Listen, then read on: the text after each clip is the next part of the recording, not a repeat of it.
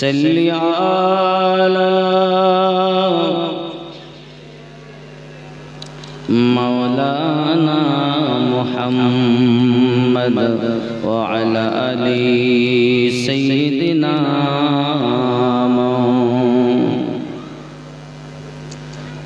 नूर इलाही जब चमका सल्लि अला का शोर मचा, ज़र्रे ज़र्रे कहने लगा शाहिद आलम आते हैं। अल्लाहुम्मा सल्लि अला सय्यिदिना मौलाना मुहम्मद व अला आलि सय्यिदिना।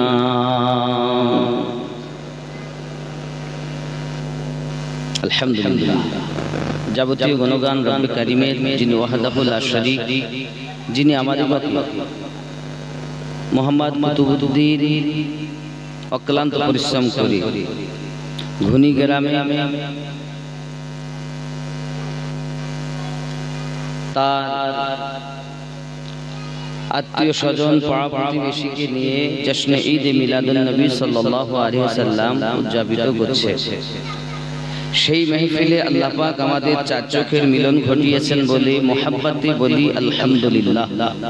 পরে পরে নবী ও কোন মাকা রাহমাতাল লিল আলামিন, রাহাতিল আশিকিন, আনিসুল গরিবিন, অদৃশ্যের সংবাদদাতা নবী, নবীদের নবী আহমদে মুজতাবা মুহাম্মদুর রাসূলুল্লাহ সাল্লাল্লাহু আলাইহি ওয়াসাল্লামের উপরে লাখো কোটি দরুদ বৃষ্টির ন্যায় বর্ষিত হোক। সবাই বলি আল্লাহুম্মা আমিন। আব্বা আমার নবী দুজাহান সাল্লাল্লাহু আলাইহি ওয়াসাল্লাম দুনিয়ার জমিনে আগমন করেছেন 570 খ্রিস্টাব্দে। গজলের মধ্যেই মানে দরুদ শরীফ পড়তে গিয়ে উর্দু আশআরের ভিতরে বলা হয়েছে, আপনারা শুনেছেন সারা জীবন, নূরে ইলাহি জব চমকা, আল্লাহ পাকের নূরের জ্যোতি যখন ঝলক মারবে, নূরে ইলাহি জব চমকা সল্লি আলা কা শোর মচা। সল্লি আলা, যিনি রাসূল পাক সাল্লাল্লাহু আলাইহি ওয়াসাল্লামের দরুদ, যার প্রতি আল্লাহ পাকের শান্তি বর্ষিত হয়, রহমত বর্ষণ হয়, আল্লাহ পাকের করুণা। সল্লি আলা নবী, রহমতে ভরা নবী, আল্লাহ যার প্রতি দরুদ পড়ছেন উচ্চ মাকাম ওয়ালা, দরুদের আওয়াজ চতুর্দিকে গুঁজে উঠেছে। সল্লি আলা কা শোর মাচা, দরুদের আওয়াজ চতুর্দিকে গুঁজে উঠেছে। জর্রে জর্রে कहने लगा, জর্রা জর্রা মানে একদম সামান্য সামান্য, জর্রা জর্রা कहने लगा বলতে লাগলো, শাহিদ আলম আতে হ্যাঁ, এহ জগৎ ও পর জগতের বাদশাহ আগমন করছেন। সুবহানাল্লাহ। এই যে আমরা দরুদ শরীফ বলি, নূর ইলাহি জব চমকা সল্লি আলা কা শোর মচা, জর্রে জর্রে कहने लगा শাহিদ আলম আতে হ্যাঁ, যিনি দো জাহানের বাদশাহ তিনি আগমন করছেন। বাবারা, এনার বংশ পরিচয় অনেক লম্বা, তবে আমি আপনাদের সম্মুখে রাসূল করিম রউফুর রহিম সাল্লাল্লাহু আলাইহি ওয়াসাল্লামের কি অবস্থা দেখুন। नात शरीफ, ढल के मुस्तफा की इश्क में साहिबे जमाल हो गया, मुस्तफार इश्के विभोर हुए साहिबे जमाल हो गए। एक गोलाम काले रंग के हजरते बिलाल हो गया। जोरे बोलें सुबहानाल्लाह। कालो रंगेर एकजन व्यक्ति हजरते बिलाल হয়ে গেছে, মুয়াজ্জিন আজম হয়ে গেছে, পৃথিবীর শ্রেষ্ঠ মুয়াজ্জিন হয়ে গেছে। ढल के मुस्तफा की इश्क में साहिबे जमाल हो गया, ढल के इश्क मुस्तफा में साहिबे जमाल हो गया, एक गुलाम काले रंग के हजरते बिलाल हो गया। आमना के फूल आ गए जब मेरे रसूल आ गए, आमना के फूल आ गए जब मेरे रसूल आ गए, दीन का उरूज हो गया, कुफ्र का जवाल हो गया। दीन इस्लाम, इस्लाम धर्म প্রসারিত হয়েছে আর কুফরিয়াত নৃত্য আরম্ভ করেছে। জোরে বলি दीन का उरूज हो गया और कुफ्र का जवाल हो गया, एक गुलाम काले रंग के हजरते बिलाल हो गया। अल्लाह अल्लाह ख्वाजा की गली जयपल जाके बन गया वली, अल्लाह अल्लाह ख्वाजा की गली जयपाल जाके बन गया वली,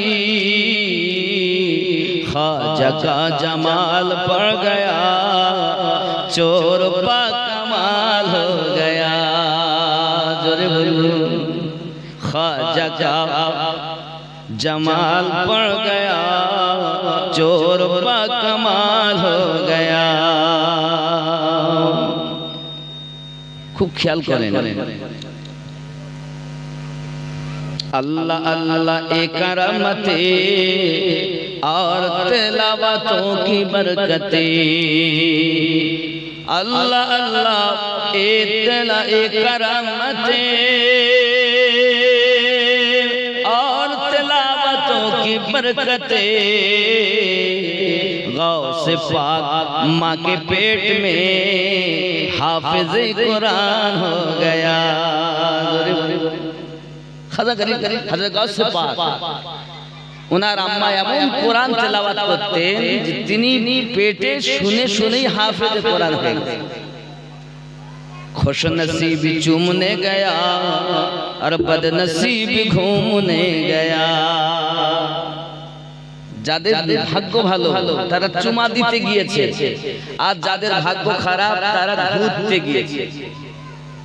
खुश नसीब चूमने गया और बदनसीब घूमने गया, खुश नसीब चूमने गया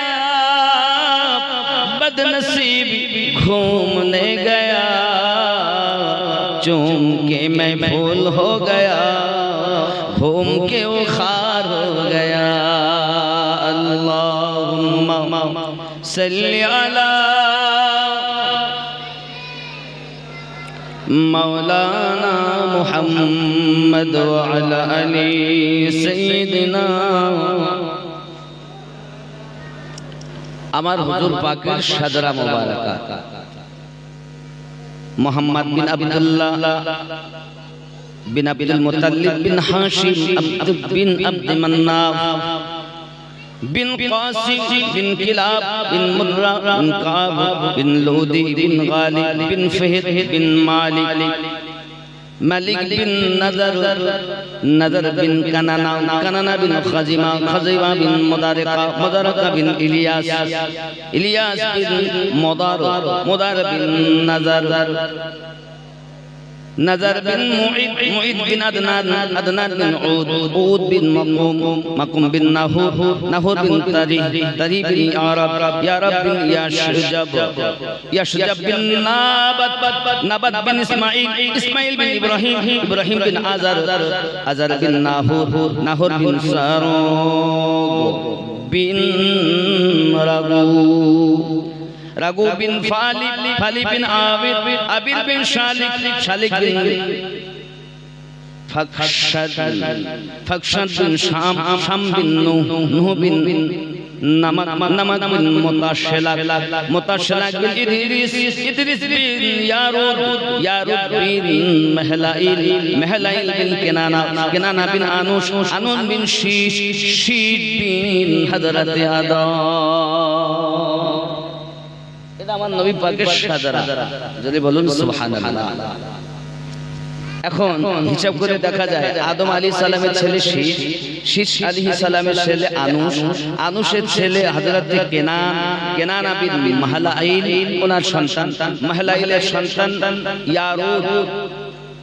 ইয়ারুদ সন্তান ইদ্রিসের সন্তান মুতাওয়াশিলাকের সন্তান লামাকের সন্তান নূহুর পিতা, বুঝতে পেরেছেন, শাম। একের পর এক চলে আসে। ঠিক এইভাবে আপনি হিসাব করে দেখুন, আমার রাসূল পাক সাল্লাল্লাহু আলাইহি সাল্লাম একদম আদম আলাইহিস সালাম থেকে আব্দুল্লাহ হয়ে মুহাম্মদুর রাসূলুল্লাহ সাল্লাল্লাহু আলাইহি সাল্লাম দুনিয়ায় আগমন করেছেন। জোরে বলি সুবহানাল্লাহ। নবী পাক সাল্লাল্লাহু আলাইহি ওয়াসাল্লাম 12 রবিউল আউয়ালে দুনিয়ার জমিনে আগমন করেছেন। এখন আমরা হলাম নকশবন্দিয়া মুজাদ্দিদিয়া তরিকার মানুষ, আমাদেরকে আরো জানা দরকার এই রবিউল আউয়াল মাসে শুধু কি আমার নবী পাক দুনিয়া আগমন করেছেন, আবার এই মাসেই ইন্তেকাল করেছেন, এটাই কি শেষ? আমার তরিকতের কে ইন্তেকাল করেছেন এটা জানা দরকার। খেয়াল করুন, রবিউল আউয়াল মাসের 12 তারিখে মদিনা মুনাওয়ারাতে যিনি ইন্তেকাল করেছেন তিনি হলেন আমাদের নবী সাল্লাল্লাহু আলাইহি ওয়াসাল্লাম। কিতাব বলছেন ঠিক এই মাসে রবিউল আউয়াল মাসে 4 তারিখে হযরত শেখ আবুল হাসান খরকানি, হযরত শেখ আবু আলী ফারমাদি আলাইহি রহমা রিদওয়ান খেরকান শহরে বলা হয়েছে উনি দুনিয়া থেকে বিদায় নিয়েছেন, তুস এলাকাতে শুয়ে আছেন। তা চৌথা রবিউল আউয়ালে আবু আলী ফারমাদি আমাদের তরিকতের একজন বহুত বড় আল্লাহর ওলি, তিনি ইন্তেকাল করেছেন এই রবিউল আউয়ালের 4 তারিখে। খেয়াল করেন, আরো বলছে দেখুন, রবিউল আউয়ালের 12 তারিখে হযরত খাজা আব্দুল খালিক গজনবী রাহমাতুল্লাহ আলাইহি 12 তারিখে ইন্তেকাল করেছেন। মানে আমার নবী পাকের ইন্তেকালের কথা 12 তারিখ, উনিও ইন্তেকাল করেছেন 12। এনার মাজার মুকদ্দাস আছে গজনওয়ান। খেয়াল করুন, ঠিক এই রবিউল আউয়াল মাসের 17 তারিখে হযরত খাজা মাহমুদ আনজির রাহমাতুল্লাহ আলাইহি ইন্তেকাল করেছেন, যিনি বুখারা শহরে শুয়ে আছেন। ঠিক এই রবিউল আউয়াল মাসে কজন হলো গুনবেন? কজন বললাম? নবী পাককে দিয়ে 4 জন। এই পর্যন্ত আমাদের তরিকতে 3 জনের কথা আমি উল্লেখ করলাম। 4 নম্বরে দেখুন, রবিউল আউয়াল মাসের 3 তারিখে হযরত খাজা বাহাউদ্দিন নকশবন্দি রাহমাতুল্লাহ আলাইহি বুখারাতে ইন্তেকাল করেছেন। আমরা নকশবন্দি না? ভালো করে বোঝেন, আমরা নকশবন্দি তো নকশবন্দি ও মুজাদ্দিদ। এখন এই বাহাউদ্দিন নকশবন্দি আলাইহি রহমা রিদওয়ান রবিউল আউয়াল মাসে তিনি ইন্তেকাল করে গেছেন 3 তারিখে। এটা বুখারা শহরে ওনার মাজার মোবারক।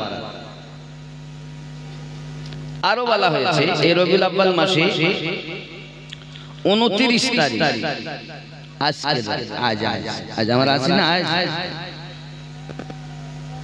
খেয়াল করে দেখুন, প্রায় শেষের দিকে রবিউল আউয়ালে 29 তারিখে যিনি ইন্তেকাল করেছেন খাজা উবাইদুল্লাহ আহরা, ইনি শুয়ে আছেন সামারকান্দ। এই রবিউল আউয়াল খেয়াল করুন, ঠিক এইরকম মাসে 1 রবিউল আউয়াল তিনি ইন্তেকাল করলেন খাজা মাহমুদ জাহিদ ওলি আলাইহি রহমা রিদওয়ান। তিনি নজদ হিসার এই শহরে শুয়ে আছেন। ঠিক এই রবিউল আউয়ালে 9 তারিখে হযরতে খ্বাজা মোহাম্মদ মাসুম মুজাদ্দিদি কুদসিস সিরা, মাসুম মুজাদ্দিদি ইমামে রব্বানির সন্তান, ইমামে রব্বানির সন্তান। এখানে বলা হয়েছে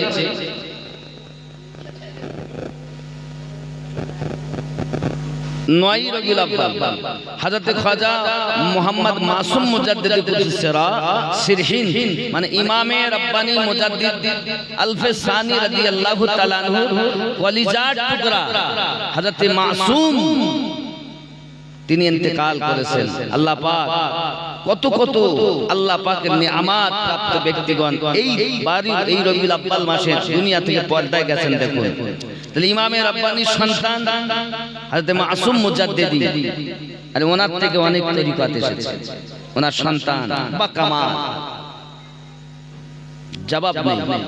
আরো খেয়াল করুন এই রবিউল আউয়াল মাসে 2 তারিখে হযরত শাহ আহমদ সাঈদ মুজাদ্দিদি আলাইহি রহমা তিনি ইন্তেকাল করেছেন। ইনি শুয়ে আছেন কোথায়? আহমদ সাঈদ ইনি দিল্লি সরজমিনে শুয়ে আছেন। যখন দিল্লির ওই মাজারে যারা গেছেন ওখানেই ওনার মাজার। বাবাজি আমার চিতলি কবরস্থানে যাবেন, দেখতে পাবেন এনাদের মাজার। আমাদের তরিকতে অনেক বুজুর্গ, অনেক আল্লাহর মেহবুব যাদের সঙ্গে হাসরের দিনে আমাদের উঠতে হবে, আর পীর যেমন মুরিদ করেন, বলছে পাগড়ি ধর, কেউ বলছে এক কাজ কর, কেউ তো পেল না অনেক লোক, তো বলছে ওকে ধরে রাখো, কেউ কার হাত ধরেছে, কেউ কার পিঠ ধরেছে। এই যে চেন সিস্টেম, এই চেন সিস্টেমে হাসরের মাঠে জান্নাতে নেবেন। সুবহানাল্লাহ। আব্বা আমার আল্লাহর ওলিদের বহু কারামাত। এখন রবিউল আউয়াল মাসে প্রিয় নবী সাল্লাল্লাহু আলাইহি ওয়াসাল্লাম এই জগতে আগমন করেছেন, আবার এই মাসেই দুনিয়া থেকে ইন্তেকাল করেছেন। তবে আমাদের উচিত ছিল আনন্দ থেকে দুঃখ করা বেশি প্রয়োজন। এক শ্রেণীর লোক দুঃখ তো করে না, বরং তো আনন্দ করে, মানে নবী ইন্তেকাল করে তাদের আনন্দ, তাই তারা জশ্নে জুলুস করে। এমন কিছু কথা উলামায়ে কেরাম পৃথিবীর জমিনে এখন বলছেন। তাদের জবাব হলো এটাই, আমরা যারা আহলুস সুন্নাত ওয়াল জামাতের মানুষ, আমাদের আকীদা নবী পাক সাল্লাল্লাহু আলাইহি ওয়াসাল্লাম ইন্তেকাল করেছেন সত্য, কিন্তু ইন্তেকালের পরেই আমার নবী পাকের রূহু মুবারাকাকে আবার দেহ মুবারাকায় ফিরিয়ে দেওয়া হয়েছে। জোরে বলুন না। সেহেতু আমাদের নবী মরার পরও জিন্দা, এই জন্য আমরা দুঃখ প্রকাশ করি না, আমরা আনন্দ প্রকাশ করি। যারা বলে না দুঃখ করা দরকার, শোক তাপ করা দরকার, আরে শরিয়াতে তো মানুষ মারা গেলে 3 দিনের বেশি শোক করা নিষেধ আছে।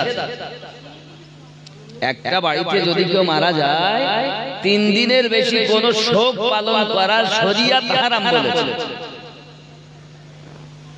তো যারা সাধারণ মানুষ মারা গেলে যদি নবী পাকের হাদিস থাকে 3 দিনের বেশি শোক করা যাবে না, তা যিনি মরার পরও জিন্দা হায়াতুন নবী, তার আনন্দ করলে এত রাগ হয় কেন? তার 2টি কারণ হতে পারে। এক, হিংসা, নইলে আল্লাহর নবী সাল্লাল্লাহু আলাইহি ওয়াসাল্লাম 360টি মূর্তি ছিল কাবায়, মানে 360 খোদা। এই 360 খোদার থেকে এক আল্লাহ পাকের দিকে ফিরিয়েছেন যিনি, তিনি আমাদের নবী। তা রাগ হলো, নামাজ পড়লে কি হবে, রোজা রাখলে কি হবে, ওই মূর্তির ভিতরে আছে দাড়ি লম্বা, জুব্বা, হাব্বা জুব্বা গায়, নামাজ আছে, রোজা আছে, হজ আছে, যাকাত আছে, মনের ভিতরে ওই 360টি মূর্তি ভরা আছে। কথা বুঝতে পারেননি? ওই 360টি মূর্তি থেকে এক আল্লাহর দিকে ফিরিয়ে এনেছেন এই জগতের মানুষকে। তিনি কে? আমাদের নবী। এক আল্লাহকে 360টির জায়গায় একজনকে এনে দিয়েছেন কে? নবী। তো নবী যখন এক আল্লাহর কথা বলেছেন, এদের রাগ হয়ে আছে। এই কারণে তারা সইতে পারে না, এজন্য তাদের হিংসা। আর 2 নাম্বার হলো তারা পৃথিবীর জমিনে বেঁচে আছে বটে, কলেমা পড়ছেও বটে, তাদের বিশ্বাস নবী মরা, তাই তারা শোক তাপ করে যায়।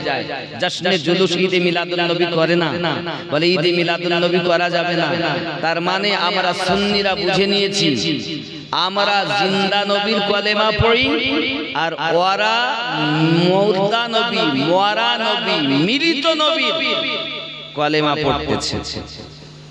আমরা কোন নবীর কলেমা পড়ি? কথা বলেন, মরা নবী না জিন্দা নবী?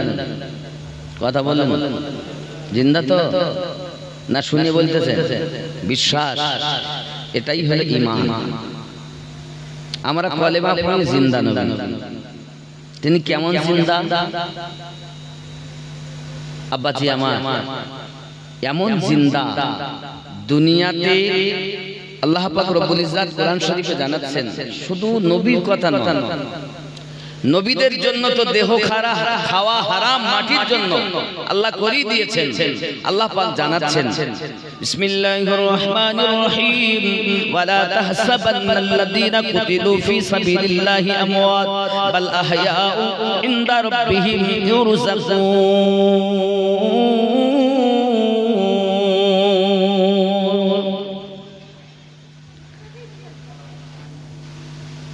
যারা আল্লাহ পাকের রাস্তাতে শহীদ বরণ করেছে, মৃত্যুবরণ করেছে, তাদেরকে তোমরা মরা বলো না, তারা জীবিত। আল্লাহর পক্ষ থেকে তারা রুজি পায়। এক শাহাদাত বরণকারীর জন্য যদি এমন অফার হয়ে থাকে, আমাদের নবী পাক সাল্লাল্লাহু আলাইহি ওয়াসাল্লাম তার থেকে বেশি পাওয়ারওয়ালা পয়গম্বর, এর জন্য আমাদের নবী আরো জিন্দা। জোরে বলুন সুবহানাল্লাহ। বাবজি আমার প্রিয় নবী সাল্লাল্লাহু আলাইহি ওয়াসাল্লাম কি আমরা মানুষে চিনতে না পারলেও কি হবে, অবলা জীব আমার নবী পাককে চিনে নিয়েছে। আল্লাহর হাবিব সাল্লাল্লাহু আলাইহি ওয়াসাল্লামের আল্লাহ পাক এত পাওয়ার দান করেছেন, এত ক্ষমতা দান করেছেন, পৃথিবীর সরজমিনে আল্লাহর হাবিব আপনার কিনা চন্দ্র দ্বিখণ্ডিত অঙ্গুলি মোবারক দ্বারাই করে দেখিয়ে দিয়েছেন। প্রিয় নবী সাল্লাল্লাহু আলাইহি ওয়াসাল্লাম পাথর দ্বারাতে কলমা পড়িয়ে দেখিয়ে দিয়েছেন। প্রিয় রাসূল সাল্লাল্লাহু আলাইহি ওয়াসাল্লাম ডুবন্ত সূর্যকে আবার পুনরায় উদিত করে দেখিয়ে দিয়েছেন। আব্বা আমার, এই নবীকে যারা প্রেম মোহাব্বত করেছেন, তারা পৃথিবীর জমিনে লাভবান, আখিরাতেও লাভবান। আল্লাহর হাবিবের সাহাবী হযরতে বেলাল রাদিয়াল্লাহু তাআলা আনহু আমার নবীর প্রেমে বিভোর হয়েছে। আল্লাহ পাকের দয়া, আল্লাহ নিজেও তাকে মুয়াজ্জিন নিযুক্ত করেছেন, আমার নবীও তাকে মুয়াজ্জিন নিযুক্ত করেছেন। জোরে জোরে বলি সুবহানাল্লাহ।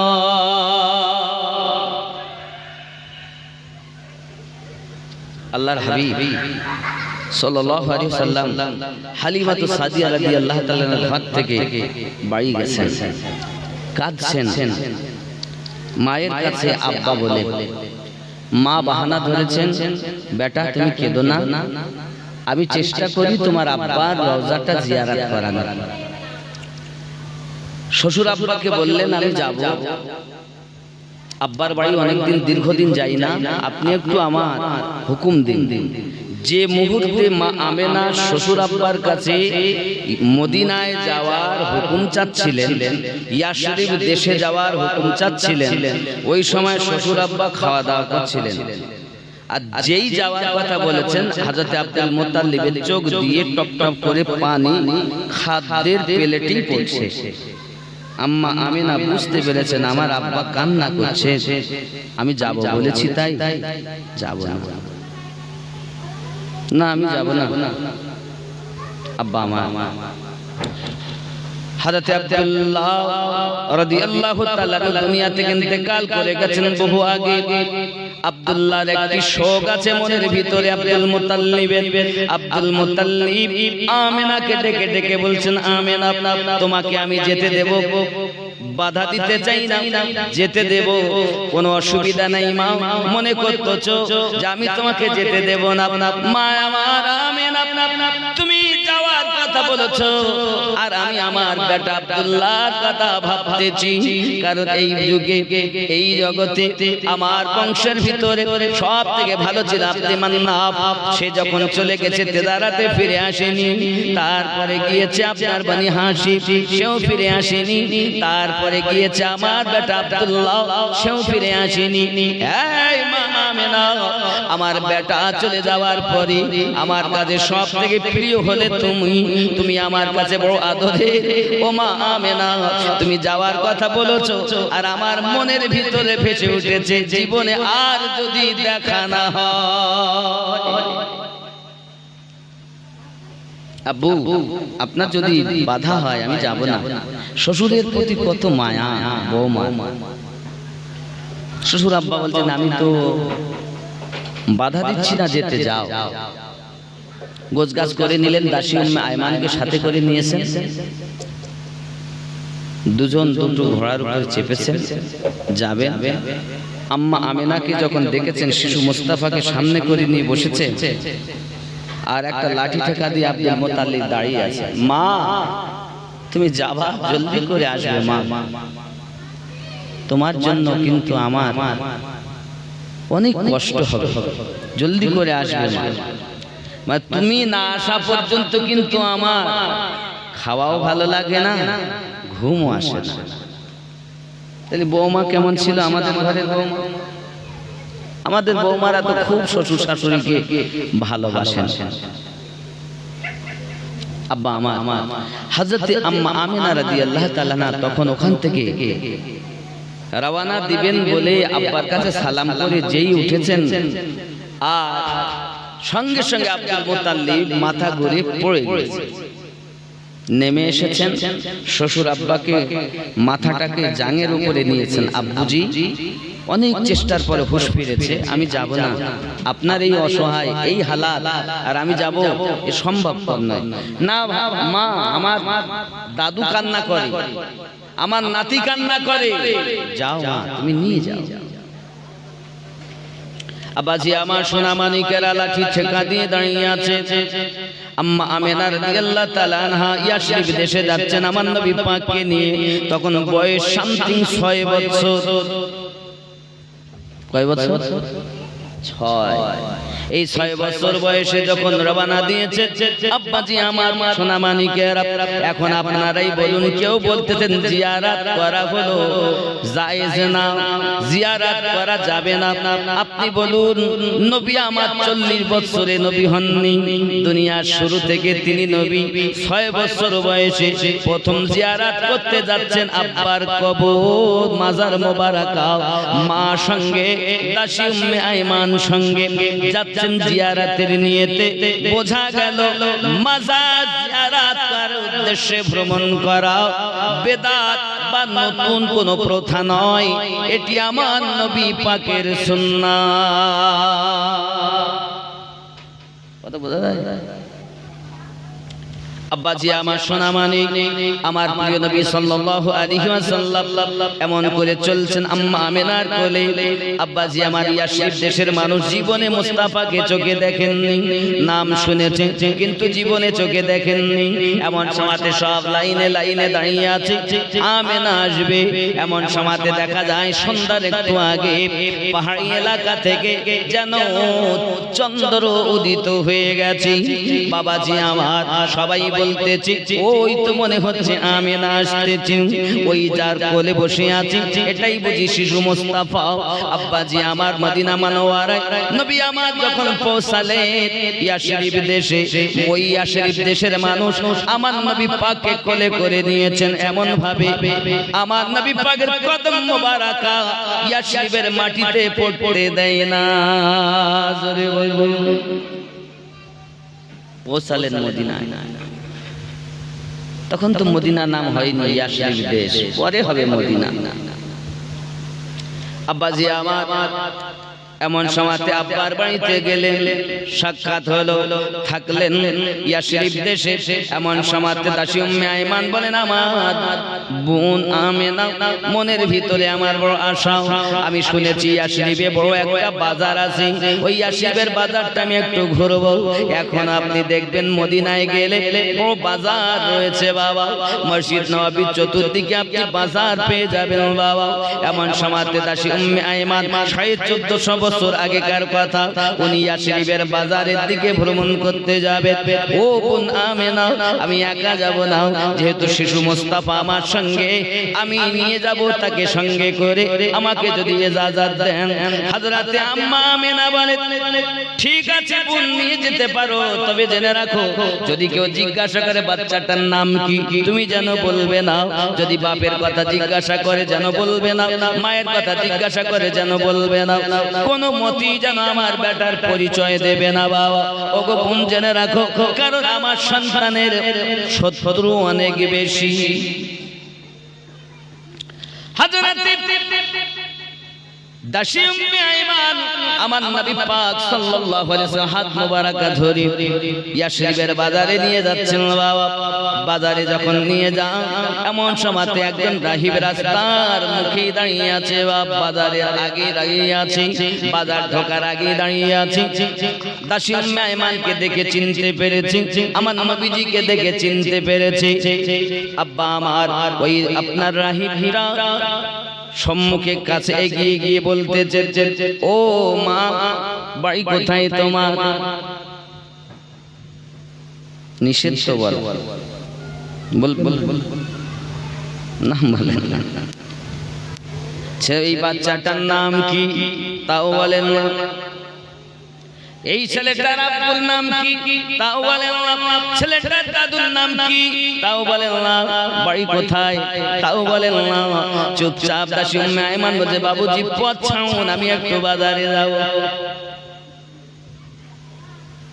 ওই রাহিব রাস্তার মুখেই ধরে বলছে, মা গো, তোমার কাছে আমার আরজি এতটুকু, নাম বলতে হবে না, ছেলের নামও বলতে হবে না, এর বাপের নামও বলতে হবে না, তার দাদুর নামও বলতে হবে না, কারো কথা বলতে হবে না, শুধু আমি বলবো নাম।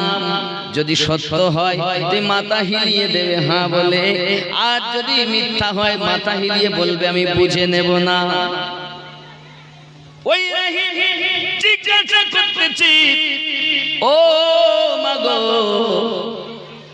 আমি বুঝতে পারছি তুমি না বললেও তোমার নাম হলো উম্মে আইমান, বলো ঠিক বলছি নি? তখন আশ্চর্য, জীবনে দেখিনি তাকে, হঠাৎ আমাকে দেখেই আমার নাম বলছে, তো আশ্চর্য হওয়ারই কথা। আশ্চর্য হয়ে গেছে, আমার নাম উম্মে আইমান জানলো কেমন করে? ও উম্মে আইমান, বলো আমি ঠিক বলেছি? তখন সঙ্গে সঙ্গে বলি মাথা হিলিয়ে, এই ছেলেটার নাম মুহাম্মদ সাল্লাল্লাহু আলাইহি ওয়াসাল্লাম। ছেলেটার আব্বার নাম আব্দুল্লাহ, দাদুর নাম আব্দুল মুত্তালিব, ওর দাদুর নাম এমনি করে হাশিম, এমনি করে আব্দে মান্নাফ। বলো আমি ঠিক বলছি নি? এই বাচ্চাটার বয়স হলো মক্কা, আপনার কিনা মক্কা শহরে জন্ম। মক্কা থেকে তোমরা এই ইয়াসরিব দেশে এসেছো। ওই মক্কা শহরের নাম আগে ছিল বাক্কা শহর। বাক্কা দেশে তার জন্ম। বলো ঠিক বলছি কি না? আশ্চর্যান্বিত হয়ে গেলেন, আমার রব, আমার স্রষ্টা, আমি তো ছেলেটার পরিচয় দিলাম না, নিজের নামও বললাম না, এত পরিচয় পেয়ে গেল কিভাবে? কিভাবে জানলো? বাবুজি আপনার কাছে আমার জানার, আপনি জানলেন কিভাবে একবার বলুন। সঙ্গে সঙ্গে ওই রাহিব বলতে চাচ্ছে, উম্মে আইমান তুমি না বললেও কি হবে, ওই ছেলেটার নাক নকশা, ওই ছেলেটার চেহারা সুরাত, ওই ছেলেটার আবরু, মাথা মুবারাকাতে কদম মুবারাকা পর্যন্ত তাওরাত কিতাবের ভিতরে লেখা রয়েছে। তার আব্বার নাম লেখা রয়েছে, তার দাদুর নাম লেখা রয়েছে, তার পরদাদুর নাম লেখা রয়েছে, এমনি করে সমস্ত পরিচয় দেওয়া রয়েছে। ও উম্মে আইমান, আমি একজন সাধারণ মানুষ বটে, তবে তাওরাত কিতাবের হাফেজ, তাওরাতের হাফেজ। আব্বা আমার দাসী উম্মে আইমানের কাছে হাত দুটি জড়ো করে বলছে, দাসী উম্মে আইমান, আমি জানি এই ইয়াশরিফ দেশে তুমি বেড়াতে আসবে, এটাও তাওরাতে লেখা আছে। আমাদের নবী এই তাওরাতে যার উপরে নাজিল হয়েছেন মুসা আলাইহিস সালাম, তিনি বলে গেছেন ওই তাওরাতে লেখা আছে, এই তাওরাত আল্লাহর পক্ষ থেকে এসেছে। ওগো দাসী উম্মে আইমান, তুমি না বললেও কি হবে, এই ছেলেটার পরিচয় আমার কাছ থেকে তুমি শুনে নিয়েছো, বলো আমি ঠিক বলেছি কিনা। হাত দুটো জড়ো করে বলি, মা আগিয়ে যেও না, কারণ আমার মতো আরো হাজার হাজার রাহিব ওই শহরের ইয়াশরিবের ভিতরে বাজারে বসে রয়েছে, তার অপেক্ষায় আছে কখন মুহাম্মদ আসবে আর তাকে কতল করে দেবে। ও দাসী উম্মে আইমান, তোমার কাছে আমার অনুরোধ, খবরদার মা হাত জড়ো করে আগিয়ে যেও না মা, আর যেতে হবে না। দাসী উম্মে আইমান বলেন, বাবুজি মনের ভিতরে বড় সাধ করে ইয়াশরিবের বাজারটা আমি দেখতে এসেছিলাম, কিন্তু আমার তো যাওয়া হবে না। না মা তুমি যেও না, কারণ এই ছেলেটার শত্রু অনেক বেশি। নবী পাক সাল্লাল্লাহু আলাইহি ওয়াসাল্লাম দুনিয়ার জমিনে আগমন করার আগে তার শত্রু দুনিয়াতে ছিল। আমার নবী পাকের জন্ম বৃত্তান্তের কথা, আমার রাসূল পাকের সমস্ত নিদর্শনের কথা, আল্লাহর হাবিব সাল্লাল্লাহু আলাইহি ওয়াসাল্লামের জীবন বৃত্তান্ত তাওরাতের ভিতরে লেখা ছিল।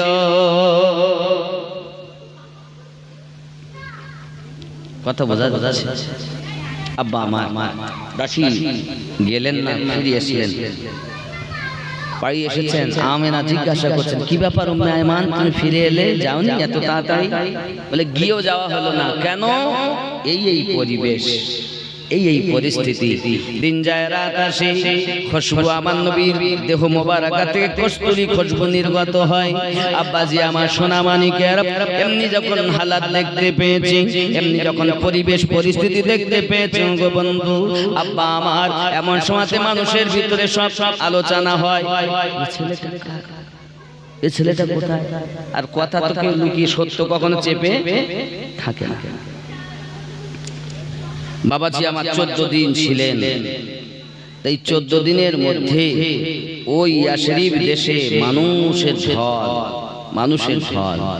শত্রু আম্মা আমেনা রাদিয়াল্লাহু তাআলা ওখান থেকে বিদায় নিচ্ছেন, চলে যাবেন এবার বাড়ি মক্কা দেশে।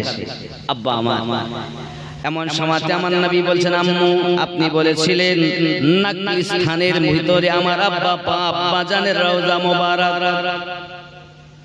হযরত আব্দুল্লাহ রাদিয়াল্লাহু তাআলা মাজার ওই জায়গাটা নাকলিস্তানের মধ্যে, জায়গাটার নাম নাকলিস্তান। আম্মু আমাকে বললেন, আব্বাকে দেখাবো, রওজা দেখাবো। এমন করে আপনি কখন দেখাবেন? চলো বাবা। এখন বাবজি আমার সোনা মানিকের ঠিক নাকলিস্তানে পৌঁছিয়েছেন, দূরে আছে স্বামীর রওজা। এমন সময়তে আপনার আমার নবী পাককে বলছেন, বাবা মুস্তাফা ওই দেখতেছো নি, ওটি হলো তোমার আব্বা জানের রওজা শরীফ। আব্বাজি আমার আপনার নবী কোল মোবারকা থেকে নেমে গেলেন, নামার পরে টুক করে আগিয়ে গেলেন। আগিয়ে যাওয়ার পরে আল্লাহর হাবিব সাল্লাল্লাহু আলাইহি ওয়াসাল্লাম আপনার রওজার কাছে দাঁড়িয়েছেন, হাত দুটি জড়ো করে। আব্বুজি অনেক সমাজে অনেক ব্যক্তি বলতেছেন আমার নবী পাকের আব্বা মা মুসলমান নয়, জোরে বলুন না উযুবিল্লাহ। আপনি ইউটিউব খুলবেন, মৌলভীরা আপনারে পাগলা করবে। নবী তার আব্বা ও আম্মা মুসলমান ছিলেন না, জোরে বলেন না উযুবিল্লাহ। আর আল্লাহ কোরআন শরীফে বলছেন, ওয়ালিদিন ওয়া মা ওয়ালাদ। এই আয়াতের ব্যাখ্যায় বলছে আল্লাহর হাবিবের আম্মা এবং আব্বা দুইজনাই মুসলমান। 30 পারা আল্লাহ পাক নিজেই বলেছেন বিসমিল্লাহির রহমানির রহিম ওয়া ওয়ালিদি ওয়া মা ওয়ালাদ। এই আয়াতের ব্যাখ্যাতে তাফসীরকারগণ বলেন আমার নবী পাকের আব্বা আম্মা দুইজনাই ঈমানদার। লোক বলবে না আমার নবী এসেছেন মুসা আলাইহিস সালামের বংশে। আমি এখানে আপনাকে কোরআন শরীফ থেকে আরো একটা দলিল দিতে পারি। সূরা আল ইমরানে আল্লাহ পাক রব্বুল ইজ্জত কত সুন্দর করে এখানে একটা খবর দিয়েছেন দেখেন, যেটা আমি আপনাদের দেখাই। চারটি গোত্রকে আল্লাহ পাক আগে থেকেই কবুল করে নিয়েছেন। জোরে বলুন সুবহানাল্লাহ। এখন কেউ যদি বলেন নবী পাকের আব্বা আম্মা ঈমানদার ঈমানদারিনী ছিলেন না, তাহলে আপনি হিসাব করে দেখুন তারা কোন কথা বলছে। আচ্ছা তাহলে আমার নবী কি কাফেরের ঘরে জন্ম নিয়েছে? কথা বলে পাক রহিম থেকে আসবে সব। ইব্রাহিম নবীর আব্বার নাম অনেকে বলে কি আজার, যে মূর্তি তৈরি করত, কিন্তু ইব্রাহিম নবীর আব্বার নাম আজর না। ইব্রাহিম নবীর চাচার নাম আজর, আব্বার নাম তারিক। সুবহানাল্লাহ। পাক রেহেমে এসেছে সব, না পাকে আসবে না, পবিত্র জিনিস। বাবজি আমার আয়াতটি হলো এই সূরা আল ইমরান আয়াত নাম্বার 33। আল্লাহ পাক বলছেন বিসমিল্লাহির রহমানির রহিম ইন্নাল্লাহা আস্তাফা আদামা নূহা ওয়া আলা ইব্রাহিম ওয়া আলা ইমরান আলাল আলামিন। बेशक अल्लाह ने चुन लिया आदम और नूह और इब्राहिम की आल और इमरान की आल को। चारটি বংশ, এক হলো আদম নবী, দুই হলো নূহ নবী, তিন হলো ইব্রাহিম নবী, চার হলো হযরত ইমরান। যদি বলুন সুবহান। আমার নবী ছিলেন ইব্রাহিম আলাইহিস সালামের বংশে, ইব্রাহিমের আওলাদ। তো নবী কি নবী পাকের আব্বা আম্মা এনারা কি বেঈমান? এই আয়াতে আল্লাহ পাক এই চারটি গোত্রকে কবুল করে নিয়েছেন। এই বংশে সব মুসলমান। জোরে বলুন। যদি আপনি বলেন নবী পাকের আব্বা আম্মা মুসলমান নন, তাহলে তো আপনার ঈমানেই খোট। আম্মা হালিমা সাদিয়া রাদিয়াল্লাহু তাআলা আনহা তিনি আমার নবীকে ভালোবেসেছেন, ইব্রাহিম নবীর মিল্লাতে ছিলেন, এজন্য তিনিও মুসলমান ছিলেন। কথাগুলো বুঝবেন, এগুলো খুব মানে ভিতরের কথা। এমন এমন চুনা লাগাবে আপনাকে ইউটিউবের মাধ্যমে, আপনি শুনে বলেন তাই তো ঠিক বলিস তো, কিন্তু আসলে এগুলো জানার দরকার। আব্বাজি আমার রাসূল করিম সাল্লাল্লাহু আলাইহি ওয়াসাল্লাম ওনাকে পেয়ে যারা করেছেন নতুন করে ঈমানদার, ওখান থেকে সব কালেমা পড়ে মুসলমান। কিন্তু আমার হাবিব এবং তার আব্বা আম্মা এবং ওনার দুধমা এমনি করে যারা ছিলেন পূর্বে, সবাই মিল্লাতে ইব্রাহিমে থাকার কারণেই মুসলমান। এটাই হলো কোরআনের দলিল। কথা বোঝা যাচ্ছে? আব্বা পৃথিবীতে হযরতে হালিমাতুস সাদিয়া রাদিয়াল্লাহু তাআলা অনেক দিন উনি দুধ পান করেছেন। তিনজনের দুধ পান করার কথা শোনা যায়। দাসী উম্মে আয়মানের, আম্মা হালিমাতুস সাদিয়া রাদিয়াল্লাহু তাআলা আনহা, আর নিজের আম্মা আমেনা রাদিয়াল্লাহু তাআলা আনহা। এই তিনজন আম্মার দুধ আমার দয়ার রাসূল পান করেছেন। জোরে বলে। শুধু এতটুকুই না, প্রিয় নবী সাল্লাল্লাহু আলাইহি ওয়াসাল্লামকে নিয়ে যখন নাকলি স্থানে আমার রাসূল দাঁড়িয়েছেন, তো কিতাব বলছেন আল্লাহর হাবিব তার আব্বার সঙ্গে দিদার করছেন। আব্বা মাজার থেকে উঠে দিদার দিচ্ছেন। জোরে বলে। হযরতে আমেনা রাদিয়াল্লাহু তাআলা আনহা অনেকক্ষণ পর দাসীকে ডাকছেন, উম্মে আয়মান, উম্মে আয়মান আমার বেটা মুস্তাফাকে ডেকে দাও। কাছে ডেকে দিয়েছেন, এসেছেন। বেটাকে বলছেন গায়ে হাত বুলিয়ে, বাবা মুস্তাফা তুমি তোমার বাড়িতে যাবে, তোমার দাদুর কাছে গিয়ে ইয়াসরিব দেশের মানুষ আমাদের সঙ্গে কত সুন্দর ব্যবহার করেছে বলবে। বাবা প্রত্যেক নতুন জিনিস পুরাতন হয়ে যায়। বাবা কেউ দুনিয়া থাকতে আসেনি, আমিও থাকবো না, তোমার কাছে অনুরোধ করি বাবা তুমি যেন খেলতে যেও না। আল্লাহ তোমাকে খেলার জন্য দুনিয়ায় জন্ম দেয়নি, আল্লাহ তোমাকে নবী করে জগতে পাঠিয়েছে। বলো বাবা তুমি আমাকে কথা দাও, খেলতে যাবে না? আম্মা আপনি কি কথা বলছেন? বাবা তুমি যদি খেলতে যাও তাহলে আরো যেসব বাচ্চাগুলো খেলার শেষে তার পিতারা আসবে নিতে, অনেক সময় অনেক কথাবার্তা বলবে তারা, তুমি পাবে না তোমার পিতাকে, তখন তুমি দুঃখ পাবে, আর হয়তো কথা বা কথায় অনেক কিছু আলোচনা হবে। বাবা তুমি খেলতে যেও না, বলো আমাকে কথা দাও। আর পুরো ঘটনা সব তোমার দাদুকে গিয়ে খুলে বলবে। জোরে বলুন সুবহানাল্লাহ। প্রিয় নবী সাল্লাল্লাহু আলাইহি ওয়াসাল্লাম কথা দিলেন, ঠিক আছে আমি আপনার কাছে কথা দিলাম, খেলবো না আর কি বাবা তুমি চিন্তা করো না, সব কথা গিয়ে বলবে দাদুকে, আমি হয়তো থাকবো না বাবা। বাবা মুস্তাফা পৃথিবীর সরজমিনে সাবধানে থাকবে বাবা, তুমি যেন দুঃখ করো না বাবা। দাসী উম্মে আয়মানকে বলছে, দাসী উম্মে আয়মান আমার মুস্তাফাকে কষ্ট হতে দেবে না, সোজা তার দাদুর কাছে পৌঁছিয়ে দেবে, কারণ আমার পরে তার সাহারা বলতে তার দাদু আছেন, এজন্য গো উম্মে আয়মান আমার বেটাকে খেয়াল রাখবে। বাবাজি আমার সোনা মানিকেরা এমন করে দাসী উম্মে আয়মানকে বোঝাচ্ছেন, আব্বাজি আমার কিছুক্ষণের মধ্যে আম্মা আমেনা রাদিয়াল্লাহু তাআলা আনহা আপনার ইন্তেকাল করে গেছেন। ইন্না লিল্লাহি ওয়া ইন্না ইলাইহি রাজিউন। আল্লাহর হাবিব সাল্লাল্লাহু আলাইহি ওয়াসাল্লাম আম্মা জানের আপনার মাথার কাছে বসে চোখের পানি ঝরিয়ে কাঁদতেছেন আর বলছেন, শিশু নবী, জোরে বলেন সুবহানাল্লাহ, একটু জোরে বলে, মায়ার নবী মায়ের পাশে বসে বসে কাঁদে রে, আর শের পায়া হিলে রে। দয়ার নবী মায়ের পাশে বসে বসে কাঁদে রে, আর শের পায়া হিলে রে।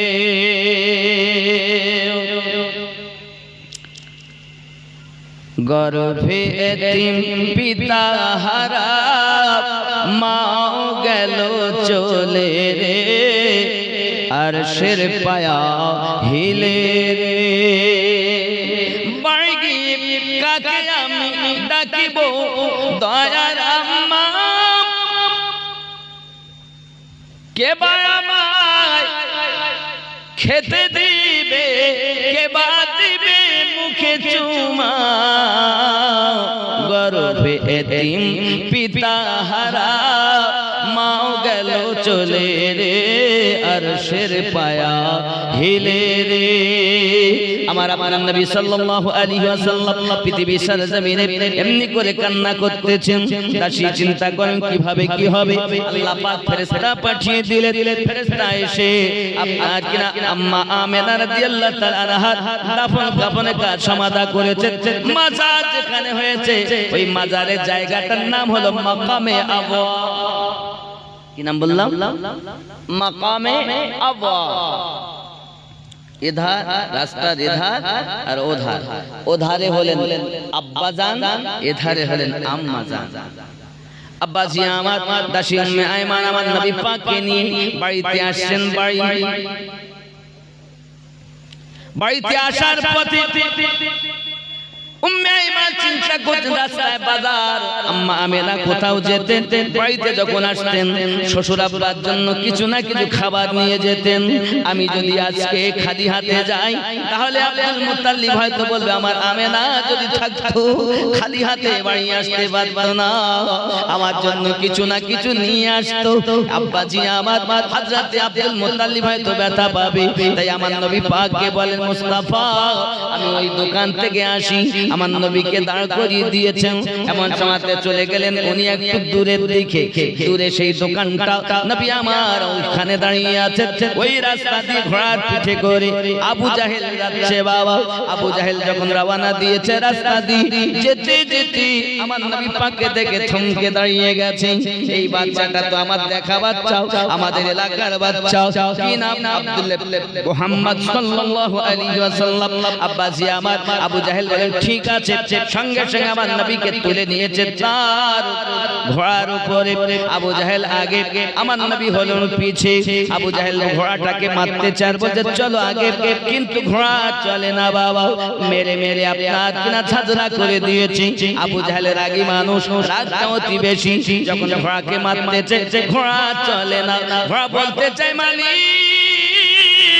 জবান ফিরিয়ে দিন, আমি একটু আবু জাহেলের সঙ্গে কথা বলি, আবু জাহেলের সঙ্গে কথা বলি।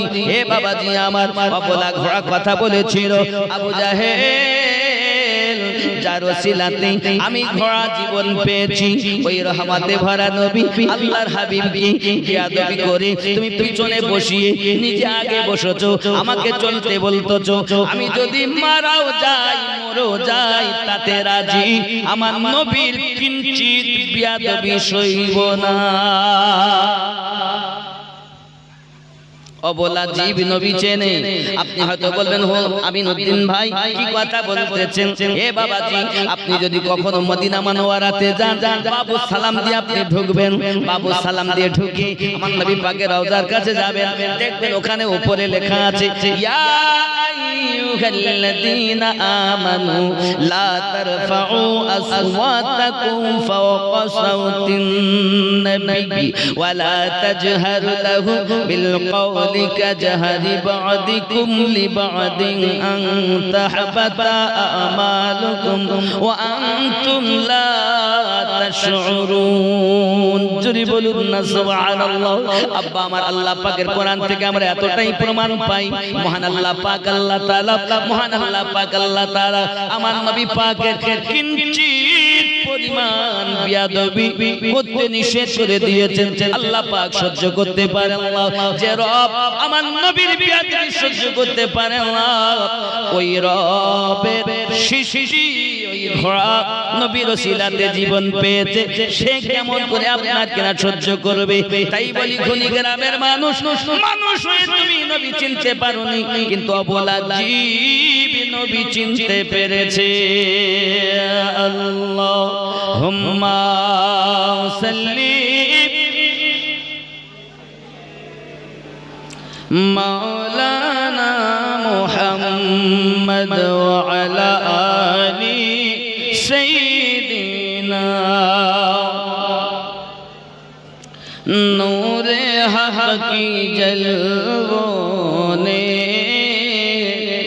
दिल को जगमगा डाला, मुस्तफा की आमद ने कुफ्र को मिटा डाला, नूर हक की जलवों ने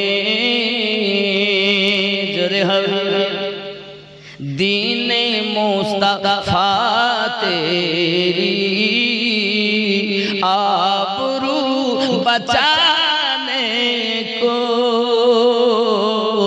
दीने मुस्तफा तेरी आबरू बचाने को, फातिमा के बेटों ने घर का घर लुटा डाला, नूरे हक की जलवों ने दिल को जगमगा डाला, मुस्तफा की आमद ने कुफ्र को मिटा डाला। जोरे बोलो, ख्याल करें। थर थरा गए सारे खौफ से हुए लरज़ा, थर थरा गए सारे खौफ से हुए लरज़ा, एक नन्हे असगर ने करबाला हिला डाला, एक नन्हे असगर ने करबाला हिला डाला नूरे हक जलवों ने जरे हवे ख्याल करें आ गया अगर जिद पर मुस्तफा का दीवाना आ गया अगर जिद पर मुस्तफा का दीवाना चीर कर समंदर में रास्ता बना डाला नूरे हक की जलवों ने जरे बल पड़ गई नजर जिस पर मेरे ख्वाजा संजर की पड़ गई नजर जिस पर मेरे ख्वाजा दहली की सुभान अल्लाह पड़ गई नजर जिस पर मेरे गौस खुलना का पल भर में साइल की किस्मत को बदल डाला नूरे हक की जलवों ने दिल को जगमगा डाला नूरे हक की जलवों ने उठ गया कलम जब भी मेरे आला हजरत का उठ गया कलम जब भी मेरे आला हजरत का नजदियों की साजिश को खाक में मिला डाला नूरे हक की जलवों ने अल्लाहुम्मा सल्ली अला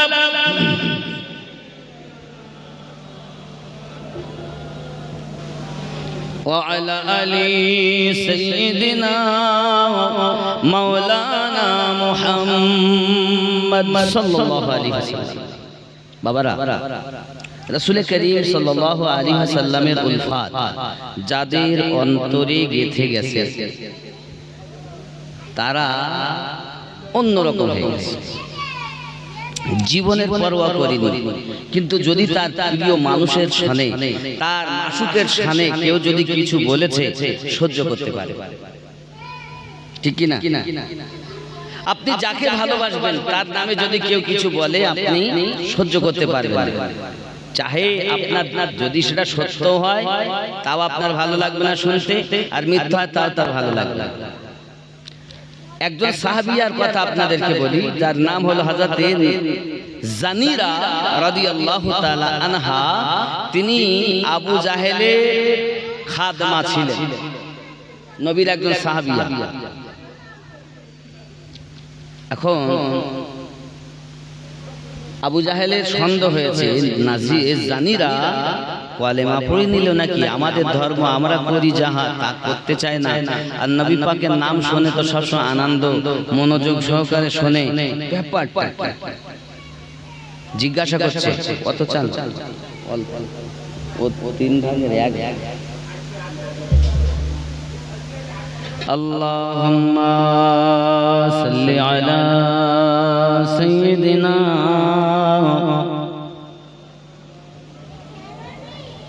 ওয়া আলা আলি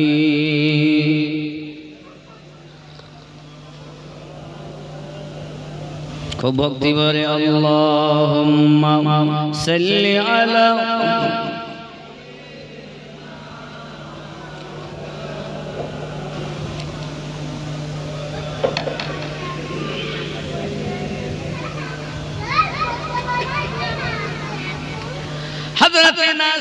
হযরত জানিরা রাদিয়াল্লাহু তাআলা আনহা আবু জাহেলের খাদেমা ডাক দিয়েছে, আবু জাহেল খাদেমা নাজিরা, ওগো জানিরা বলো বলো কি খবর, তোমার ব্যবহার তোমার চলাফেরা আলাদা মনে হয়, ব্যাপার কি, কলেমা পড়ছো? তা আবু জাহেল তো দুশমন, আমরা হলে মারির ভয় তো বলতো না না কলেমা পড়ি, আমরা যা চিনি।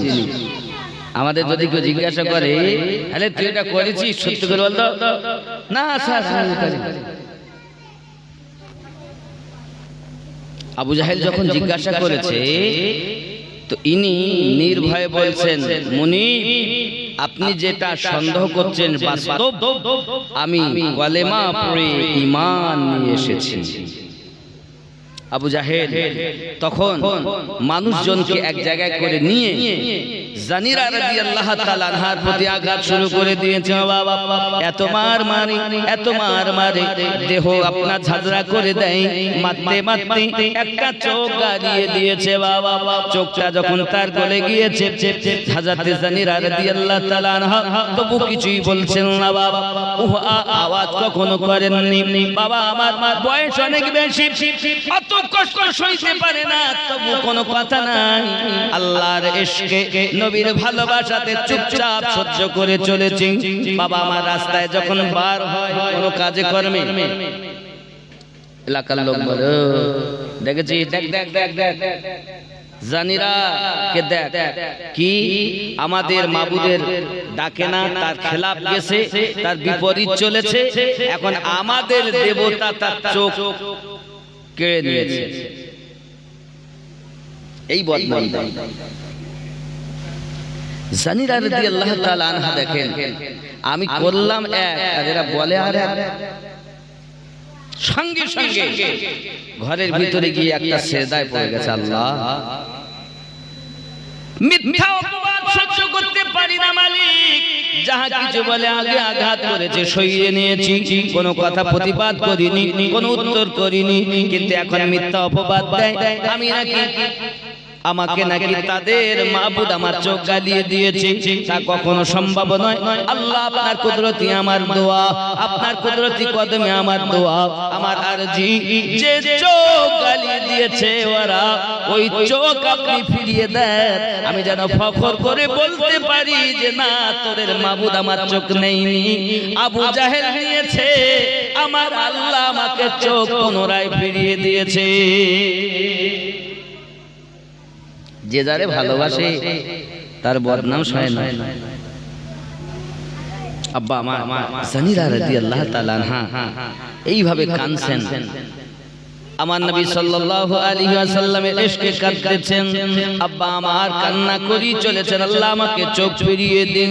সোনা মানিকেরা আমার কাঁদছেন আর বলছেন, পাইলে নিরালায় গো নবী, পাইলে নিরালায়, আমি দুই কদমে চুমু খাবো, চরণ ধুলি মাখবো গায়ে, পাইলে নিরালায় গো নবী, পাইলে নিরালায়। জোরে বলো উম্মতি উম্মতি বলে কাঁদলেন নবী জীবন ভরে, উম্মতি উম্মতি বলে কাঁদলেন নবী জীবন ভরে, এখনো কাঁদিছেন নবী পাপী উম্মতের মায়ায়, পাইলে নিরালায় গো নবী, পাইলে নিরালায়, পাইলে নিরালায় গো নবী।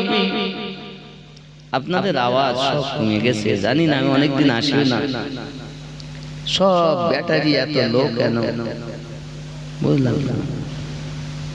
আমি জানি ধনী গ্রামটা হলো ওলি আল্লাহর মহাব্বতের মানুষের বসবাসকারী গ্রাম, কিন্তু জানলাম বুঝলাম না যে এই ইশক গেল কোথায়, এই মহাব্বত গেল কোথায়। আব্বাজি আমার বড় দুঃখ লাগে যে ইশক করো, মহাব্বত করো, ইশক দেখা যায় কিন্তু আপনার ব্যবহারে, আপনার চলাতে, আপনার বলাতে মানুষ বুঝতে পারে নিশ্চিত ওই মানুষটা অমুককে ভালোবাসে, যার কারণে তার রঙে রঙে গেছে, তার মতো হয়ে গেছে। আব্বাজি আমার, ভালোবাসা দেখানো যায় না, তবে ভালোবাসার বহির প্রকাশ হয় না? কথাতে, কাজে, কর্মে, ব্যবহারে ভালোবাসার বহির প্রকাশ পায়। আমরা ভালোবাসি বলে ভালোবাসার মতো আমরা চেষ্টা করি যে কতটুকু কিভাবে আমরা তরিকতকে আঁকড়ে ধরে চলব। এই নিয়ম নিজের ভিতরে রাখতে হবে, কারণ আপনার কবরে কেউ যাবে না বাবা, রাহমাতুল আলামিন যাবে। আর হাসরে ওই মুর্শিদের সঙ্গে আপনাকে উঠতে হবে। দুনিয়ায় আপনি বলছেন না পীরে জান্নাতে নিতে পারে না, একদম জাহেলের দলেরা। আমি তো বহু আগে এদেরকে চ্যালেঞ্জ দিয়েছি, এরা কোনোদিন অ্যাকসেপ্ট করে না। বলে পীর জান্নাতে নিতে পারে, গাঁজাখোরেরা নেয় না। হক আল্লাহর ওলিরা তার মুরিদকে ধরে চেন বাই চেন ধরে রাসূলে পাকের কাছে মিলিয়ে দেবে না, নবীকে জান্নাতে ভরে দেবে। পীর নাকি জান্নাতে নিতে পারে না, কোরআনে তার প্রমাণ দিয়েছে। এরা এত দেখেন, আমি আমিনুদ্দিনকে গালি দিলে আমার যায় আসে যায় না, কিন্তু আমার নবীর শানে, মুর্শিদের শানে যখন কেউ কটূক্তি করে, এটা পীর মানে আবার পীরের দুশমনি কথা বলে, সহ্য হয় না। আপনি খেয়াল করুন, আমি একটা উপমা আপনাদের কাছে দিচ্ছি। আবু জাহেল নবী পাকের কাছে হাতে পাথর নিয়ে এসেছে, এসে বলতেছে আপনি যদি নবী ও রসুল হয়ে থাকেন সত্যই, তাহলে আপনি মুঠোর ভিতরে কি আছে বলুন। আবু জাহেলের মতো কাফের, তার বিশ্বাস যারা রসুল ও নবী হন তারা বলতে পারেন। এই জন্য তো জিজ্ঞাসা করছে। তাহলে আবু জাহেল কাফের হয়েও জানে নবী যারা হন বলতে পারে, আর এই কলেমা পড়ে মুসলমান হয়ে বলছে নবী কিছু বলছে। জোরে বলুন নাউজুবিল্লাহ। এই কলেমা পড়ার দরকার, নামাজ পড়ে লাভ কি? ওই নামাজ ওকে জাহান্নামে নিয়ে যাবে, ওই নামাজ ওকে জাহান্নামে নিয়ে যাবে। দেখবেন, আমি আমার কথা বলিনি, নবী পাকের ক্ষমতা কত, একটা এক্সাম্পল দিচ্ছি দেখেন। বসিরহাট হুজুর তিনি তার কিতাবে লিখেছেন মেজে হুজুর পীর কিবলা রহমাতুল্লাহ আলী সম্পর্কে। দারুল উলুম দেওবন্দ থেকে দুটি ছেলে ফারাগাত করে মানে মৌলবি হয়ে বাড়ি এসেছে। বাড়ি তাদের বাদইয়া থানার অন্তর্গত উত্তর 24 পরগনা জেলা। তারা দুটি সন্তান মানুষকে ফুরফুরায় যেতে দেখে তারা বলে কোথায় যাচ্ছ? বলে ফুরফুরায়। বলে কি? বলে ওখানে শুনেছি আল্লাহর বন্ধু আছে তাই যাই। বলি ওখানে কিচ্ছু নেই, ওখানে যাও কেন? না গো, অমুক জায়গায় অমুক হয়েছে তুমি জানো? এই পাশে যা আছে তারাগুনিয়া, নাম শুনেছো তারাগুনিয়া? এ তারাগুনিয়া একজন আল্লাহর আবিদা মেহবুবা বান্দি ছিলেন, যার নাম ছিল আপনার কিনা শরীফা। হযরতে আব্বাস আলী রহমাতুল্লাহ আলাইহির বোন হাওড়া সারজমিনে শুয়ে আছেন, ওনারই নিজের বোন আরব দেশ থেকে এসেছিলেন। বাংলাদেশে যে আপনারা শুনেছেন আল্লাহর ওলির কথা, শাহজালাল, শাহপরান শুনেছেন, ওনাদের দিনের বেলায় তারা দেখা যেত। সুবহানাল্লাহ বলে, আজকের কথা এইরকম হয়। তা ঠিক আছে আমরা যাব। এরা দুইজন, আমি পুরো ঘটনা আপনাদের কাছে বলবো না, খালি ব্রেনকে ওয়াশ করছি আমি। আমার কথা অনেকে সইতেও পারে না, আমার যায়ও আসে যায় না, সত্য বলবো যতদিন বেঁচে আছি।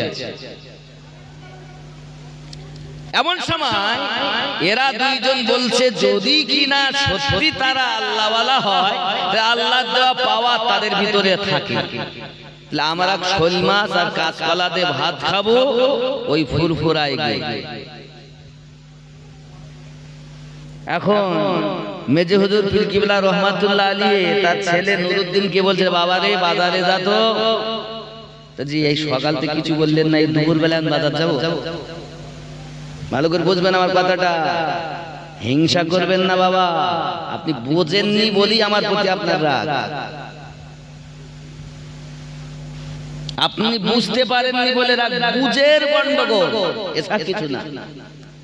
একটু ভেবে দেখুন, এমন সময় ছেলে বলছে কোথা বাজারে যা, এই সময় বাজারে পাওয়া যায় কিছু পাওয়া যাবে এই দুপুর বেলা, তাহলে যা রয়েছে কি আনতে হবে, কাঁচকলা কিনে আনবি আর শোল মাছ কিনে নেবে।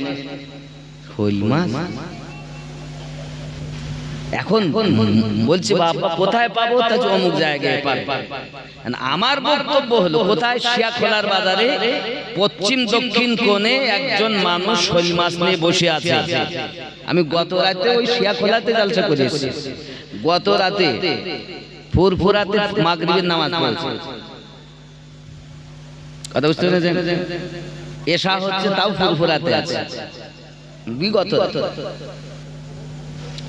আব্বা আমার হিসাব করে দেখুন, আমি এটাই বলতে চাচ্ছি, বিষয়টা হলো এটা যে মেজে হুজুর পীর কিবলা রহমাতুল্লাহ আলাইহির ক্ষমতা বেশি না আমার নবীর ক্ষমতা বেশি? কথা বলেন। নবীর ক্ষমতা কম মনে হয় বেশি? আব্বা আমার নবী পাকের গোলামের গোলামের গোলামের গোলামের গোলামের গোলামের গোলামের গোলামের গোলামের গোলামের বলতে বলতে নিঃশ্বাস শেষ হয়ে যাবে, তারপরে গিয়ে যেখানে দাঁড়িয়েছেন সেখানে একজন আল্লাহর ওলির পাওয়ার। ভালো করে বুঝলেন? আল্লাহর হাবিব তো দূরের কথা, রাসূলে পাকের সাহাবায়ে কেরাম রিদওয়ানুল্লাহি তাআলা আলাইহিম আজমাইন যে ঘোড়াতে করে উড়ে চেপে যেতেন, ওই ঘোড়া চলে যাওয়ায় যে বালু কোনা উড়ে যায়, ওই বালু কোনা থেকেও দাম কম একজন ওলির। নবী তো দূরের কথা, আমি বলিনি, না দেখাতে পারলে হাত কেটে নেব। একজন আল্লাহর ওলির পাওয়ার ওইখানে, সাহাবী রাসূলেরা যে ঘোড়ায় উঠে চলে যাচ্ছেন, ওই ঘোড়ার ধুল, ওই ধুলের সমাতুল্য তারা হতে পারে। কত পাওয়ার সাহাবী রাসূলের।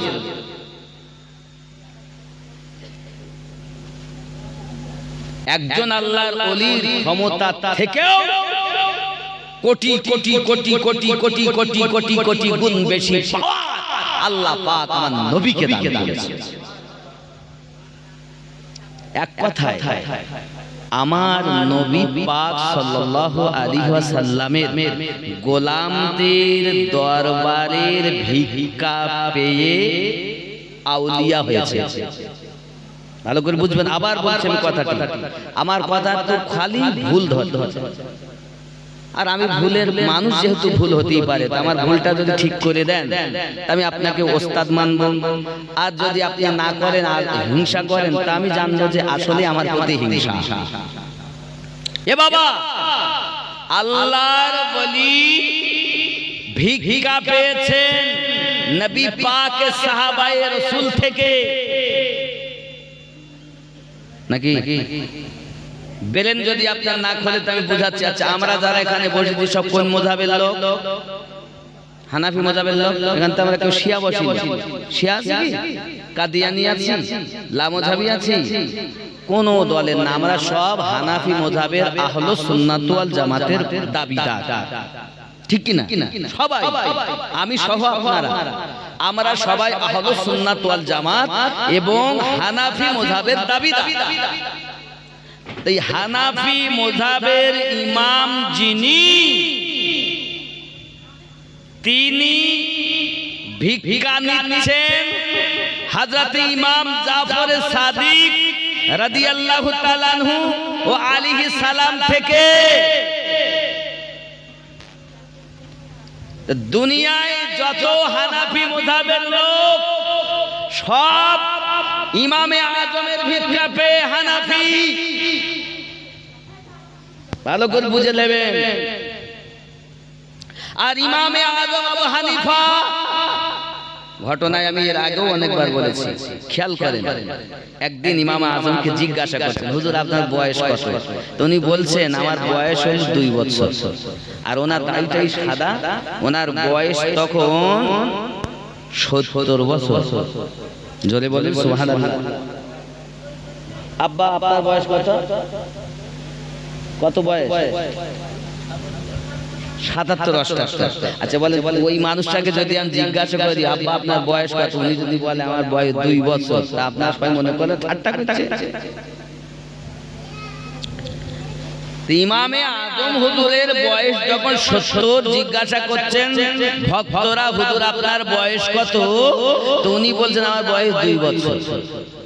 মুত্তাকিনেরা, ভক্তরা, মুরিদেরা বলে হুজুর আপনি আমাদের সঙ্গে মজাক করছেন? পীর কি কখনো মুরিদের সঙ্গে মজাক করে? মজাক করিনি বাবা, সত্য বলছি, বাস্তব বলছি। হুজুর বুঝলাম না, একটু খুলে বলবেন। ইমামে আজম বললেন বাবা 68 বছর আমি বেকার করে ফেলেছি।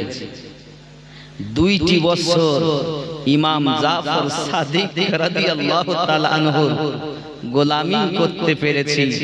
আর এই 2টি বছর আমার এই 70 বছরের মধ্যে সবথেকে সত্য জীবন হয়েছে। তাই আমি বলেছি আমার বয়স 2 বছর।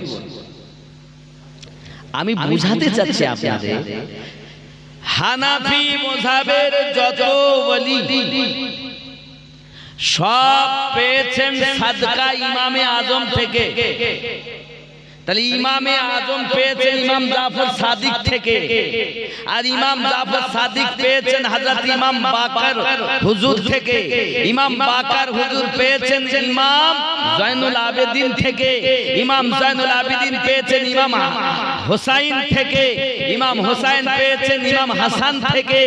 ইমাম হাসান পেয়েছেন হযরত মাওলা আলী থেকে। আর মাওলা আলী পেয়েছেন নবী পাক থেকে।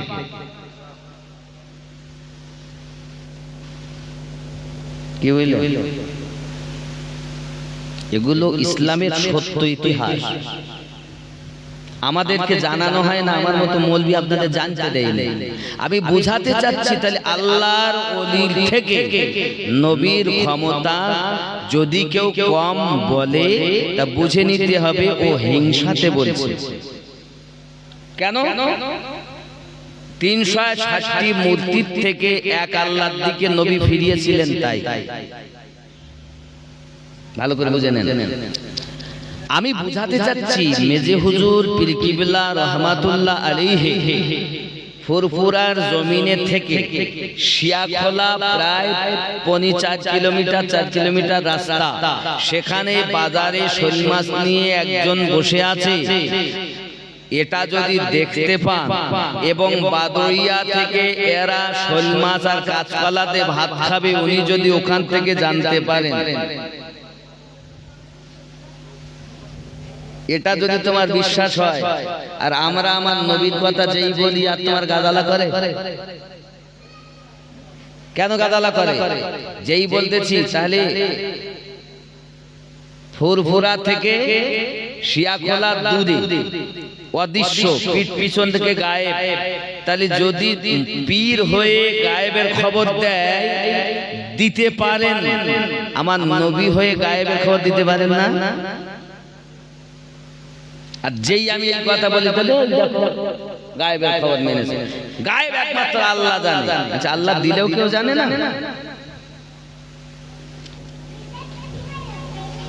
এই হলো ধারণা মানুষের, বুঝতে পেরেছেন আব্বা আমার?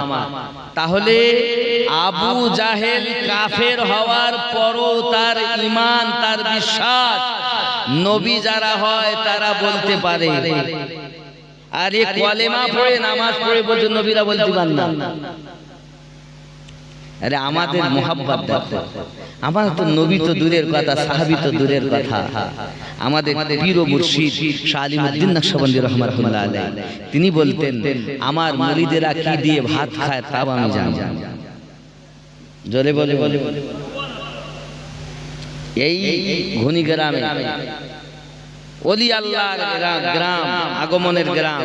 কখনো খান বাহাদুর আহসানুল্লাহ ওয়াইসি রহমাতুল্লাহ আলাইহির কদম মোবারকা পড়েছে, কখনো সালিমউদ্দিন নকশবন্দি রহমাতুল্লাহ আলাইহির কদম মোবারকা পড়েছে, ওনাদের আওলাদদের কদম মোবারক পড়েছে। হে বাবাজি আমার, কখনো ফুরফুরা সরজমিনের মেজে হুজুর অথবা ছোট হুজুরের আলা আওলাদগণ বা ওনারা এই এতটা এলাকা ওনাদের কদম পড়েছে, তাদের কদমের বরকত যে আমরা ওলি মাখা, আমরা ওলি মাখা হতে পেরেছি। কিন্তু বাবা আমার, এই যে নিজেদের মধ্যে একটা দ্বন্দ্ব ভাব আপনারা রেখেছেন কেন? পীর বলো সব একটু খেয়াল করেন, আমাদের গোড়া যে আমাদের ওড়াহাট থেকে খুলনা, খুলনার থেকে দিল্লি, আব্বা ওখানে কিন্তু মিল ছিল আমাদের সঙ্গে। এই যে যারা বলে আমরা বসিরহাট অবলম্বী বা ফুরফুরা অবলম্বী, ওনাদের আকাবির হলেন মাওলানা আশরাফ আলী থানভী, ওনাদের আকাবির হলেন ইসমাইল দেহলভী, ওনাদের আকাবির হলেন রশিদ আহমদ গাঙ্গুহি, ওনাদের আকাবির হলেন খলিল আহমদ আমবেঠি, ওনাদের আকাবির হলেন ইসমাইল দেহলভী। হ্যাঁ, আপনার কিনা এমন করে ওদের আপনার আকাবির অনেক। ইলিয়াস সাহেব তাবলীগ জামাতের প্রতিষ্ঠাতা, এনাদের আকাবির। আব্বা আমার হযরতে শাহ মহিউদ্দিন দেহলভী রহমাতুল্লাহ আলাইহি সঙ্গে এবং ওনার আব্বা এবং ওনার দাদাজানদের সঙ্গে আমাদের আগে সব একই ছিল। যেদিন থেকে আশরাফ আলী থানভী কিতাব লিখেছে, রশিদ আহমদ গাঙ্গুহি কিতাব লিখে আমার নবীর শানে বিয়াদবি করেছে, সেদিন থেকে দিল্লিতে আজও গেল কালো গেল, আজও পর্যন্ত আসা যাওয়া না।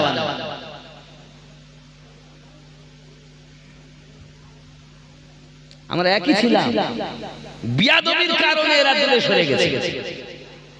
এই আকাবিরা আমার দাদা হুজুর করেন নাকি? ওই তরিকতে আশরাফ আলী, আমি যেটা বলছি বাস্তব, বাকায়দা মার্কেটে কিতাব বিক্রি হচ্ছে। এই তো আমি আগে বলে গেলাম, সামান্য একটা ঘোড়া আমার নবীর বিয়াদবি সহ্য করতে পারে না, তুই এত বড় আলেম হওয়ার পরে নবীর শানে এত বড় বিয়াদবি কথা লেখেন কেমন? এই জন্য আমাদের থেকে একটু মনোমালিন্য। আমরা বলি যারা বিয়াদবি করেছে আল্লাহ তাদের বিচার করবে, আমরা তাদের থেকে দূরে থাকবো, তাই আমরা দূরে সরে আছি। জোরে বলুন সুবহানাল্লাহ। কারণ আমরা সব সহ্য করতে পারি, আমরা আমার নবীর কিঞ্চিত পরিমাণ বিয়াদবি সহ্য করতে। কারণ কি? আল্লাহ পাক আল্লাহ তাআলা নিজেই করেননি, তা আমরা করব নাকি বলে? বহু বক্তব্যের এ প্রসঙ্গে আছে। তবে আমি বোঝাতে চেয়েছি যে আবু জাহেলের মতো কাফের সে জানে যে নবী যারা হয় তারা বলতে পারে, তাই তো জিজ্ঞাসা মুঠোর মধ্যে কি আছে বলেন। নবী পাক কথাটা ঘুরিয়ে উত্তর দিলেন, আমি উত্তর দেব না মুঠোর ভিতরে যারা আছে তারা উত্তর দেবে? জোরে বলে কত বড় কথা যে আমি দেব না তোমার মুঠোয় যারা আছে তারা দেবে? যে আমি সামনে কে দাঁড়িয়ে আছি আমার বলতে হবে না মুঠোর ভিতরে কি আছে, তোমার মুঠোয় যারা আছে তারা বলবে আমি সামনে কে দাঁড়িয়ে আছি। আবু জাহেল ভালো করেই জানে যে আমার মুঠোর মধ্যে যারা আছে এরা জীবনে কথা বলতে পারে না। তারা কি? পাথর। তারা কি? আচ্ছা, পাথরের কি জীবন আছে? নাই। কথাগুলো বোঝেন, পাথরে কিন্তু জীবন নাই। হায় হায় হায়, जब नजर रसूल की पड़ी कंकरियों को जिंदगी मिली, जब नजर रसूल की पड़ी कंकरियों में जिंदगी मिली, कत्ल करने आए थे उमर मुस्तफा से प्यार हो गया, ढल के मुस्तफा की इश्क में साहिबे जमाल हो गया, एक गुलाम काले रंग के হযরতে বেলাল হো গয়া। জোরে বলে বলে, কত সুন্দর কথা।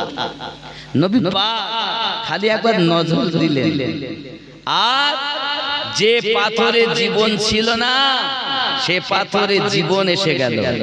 এ জীবন দেওয়ার মালিক কে? জোরে বলো, আল্লাহ।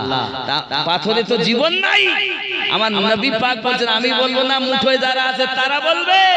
আমার নবীর এতটুকু কথা বলা সঙ্গে সঙ্গে ওই পাথরে জীবন এসে গেছে। এটা আমার নবী পাকের পাওয়া। গৌসে পাক মুর্দাকে কবরে গিয়ে ঠোকা দিয়ে মুর্দা জিন্দা করেছে। আমার দয়ার রাসূল জবানে বলেছেন, পাথরকে কলেমা পড়িয়ে দিয়েছে। মুর্দায় জিন্দা, জীবন ফিরে আসে আল্লাহর ওলির কারামে। পাথরে জীবন ফিরে আসে আমার নবীর কারামে।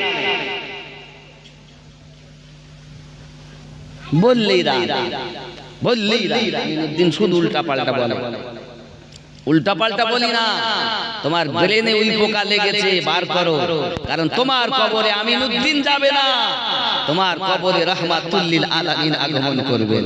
তোমাকে কাজে লাগবে কবরে রাসূলে পাক, হাসরে রাসূলে পাক, মিজানে রাসূলে পাক, ফুলসিরাতে নবী পাক, কাউসারে নবী পাক, জাহান্নামের গেটে নবী পাক, হাসরের মাঠে নবী পাক। আমি তো ওই নবীর প্রেমের কথা বলেছি, ওই নবীর ইলমের গায়বের কথা বলেছি, ওই নবীর ক্ষমতার কথা বলেছি। এগুলো বুঝবেন। এই দুনিয়াতে কেউ সঙ্গে যাবে, কি যাবে? কি যাবে? প্রেম, ভালোবাসা, নিজের কর্ম আমল নামাটুকু নিয়ে আমাদেরকে নিজে যেতে হবে। হে বাবা বলে সঙ্গে কিছু যাবে না, এটা তো ঠিকই, কিন্তু কবরে তো একজন যাবেন যিনি আমাদের নবী। উনি আসবেন, আসবেন। হাদিস বলেছে, আমিনুদ্দিন বলিনি। কবরে জিজ্ঞাসা করা হবে এবং নবীকে দেখানো হবে, বলো এই নবী সম্পর্কে তোমার জীবনে কি ধারণা ছিল।